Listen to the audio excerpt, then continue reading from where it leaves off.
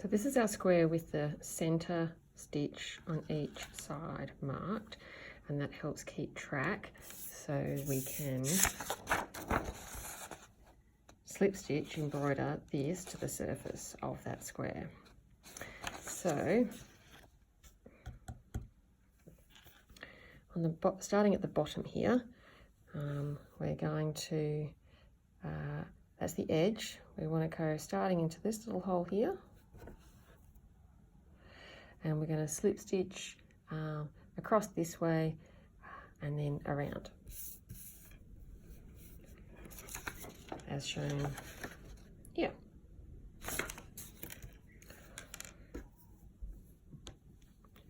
So I don't do a starting loop on the hook, I just start working. So you can open up the stitch a little to kind of see where the hole is. So we want to go in there, yarn over hook,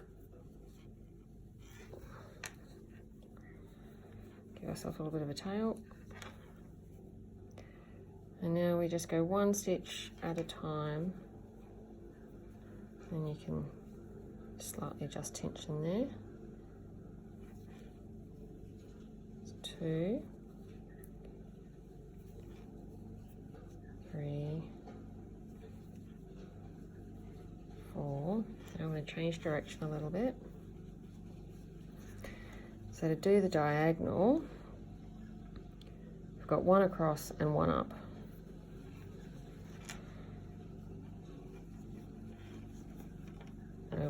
I want to loosen the thread a little, or the yarn. Now we're going to one across, one up again for another diagonal, and one across, one up. The unworked loop that forms this ridge every 2 rows helps you keep track of counting as well.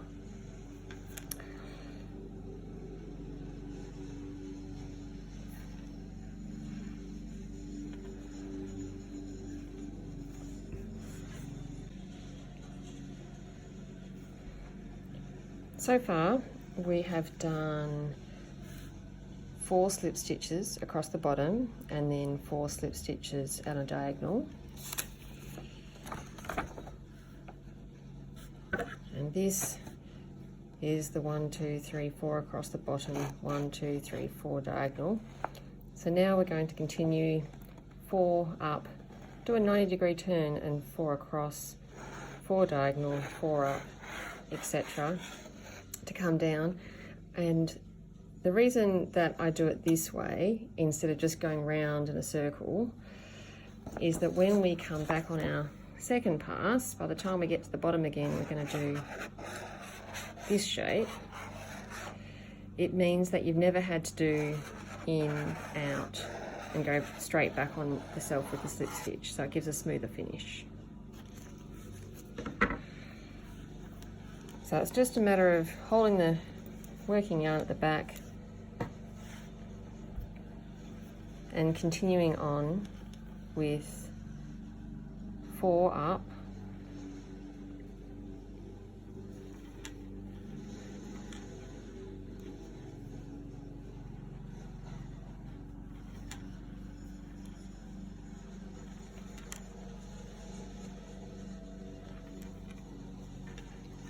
and we've reached our middle point on the side.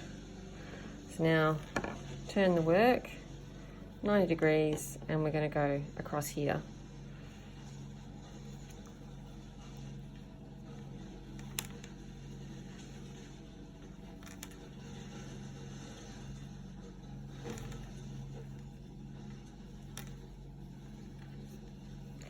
Now we can check we're in line, because the stitch we've just worked into here, when we follow this down, is the same point as the end here, which is what it's supposed to be.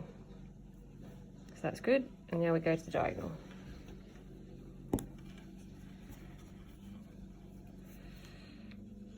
we can go 1 across, 1 up, 1 up, 1 across, either or. And every time I'm coming to the ridge left by the unworked loop, I know I am crocheting and putting my hook into the top side of that hole, and that's consistent as you go along. So we've got 1, 2, 3, 4, so now we can change direction again, and whoops, there we go.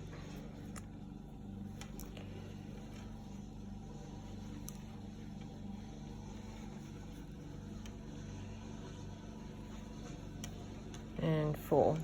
And again, we're in line with our marker, so we're on the right track. And when you follow this down, we're in line with the center here too.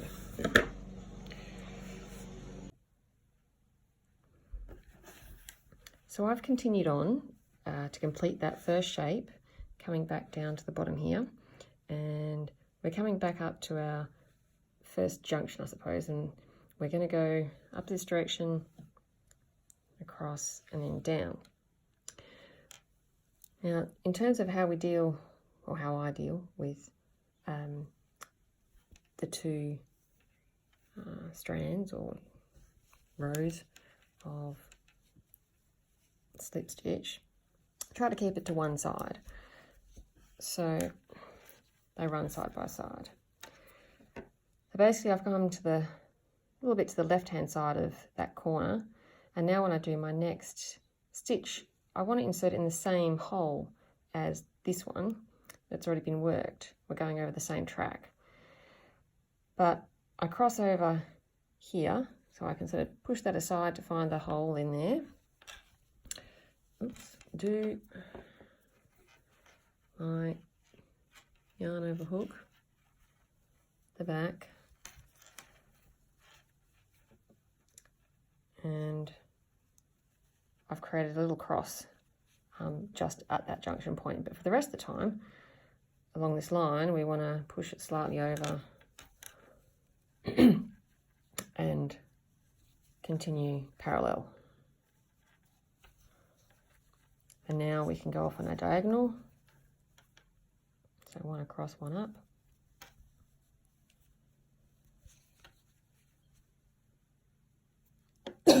Excuse me.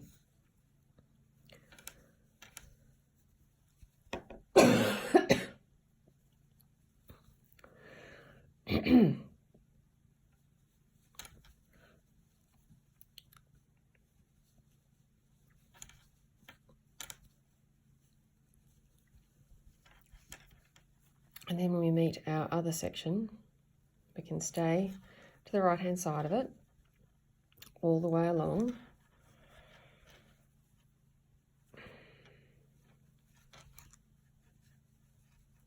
To the last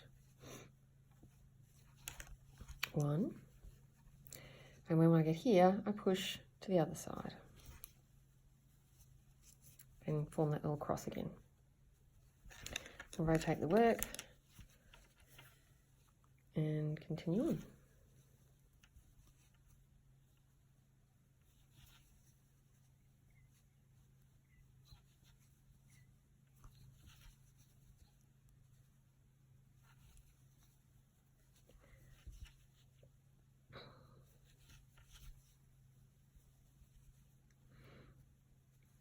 And as you're going down the piece towards the bottom again, we're going to keep, I mentioned about these ridges before, when we were coming up, we stayed on this side and we stay on that side, as well as we go down.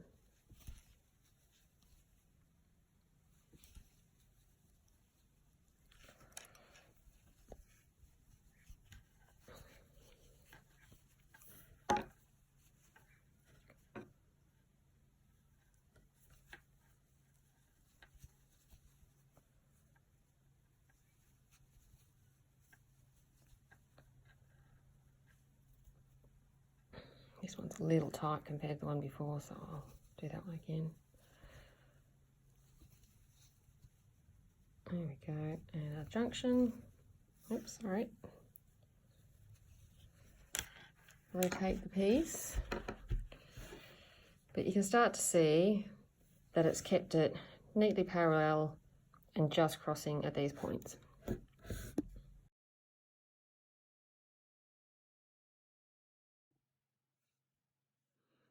So I've completed the shape now, and I've done my last little cross to the left of the junction again, and at the back of the work you've got the same shape, which should be nice and neat too.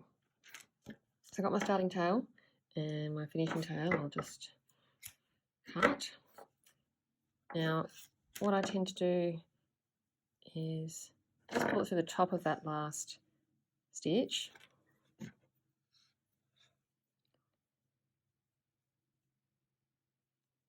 thread your tapestry needle and go down to the back of the work. That just keeps it relatively neat at the front. And at the back, you can do a couple of things. You can weave your way through the back of your previous slip stitch to try and finish off the ends and keep the pattern. If you're not anywhere near the edge, that's something you can do, and it's basically what I did in my coat. But I'm going to put a border around here. So if I can probably just hide the thread or yarn by going in the middle of that stitch and checking it's not going to show at the front. So I can probably just sneak that up to this point and then do a similar thing with my starting tail.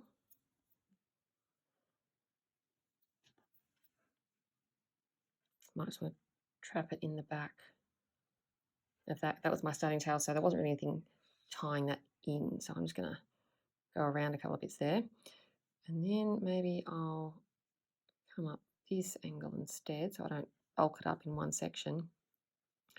But if I can just let them hang out there for a while, when I do an edge on this, I can just trap that in because it's going to be the same colour. So that's how I'd finish that off. And there's our shape.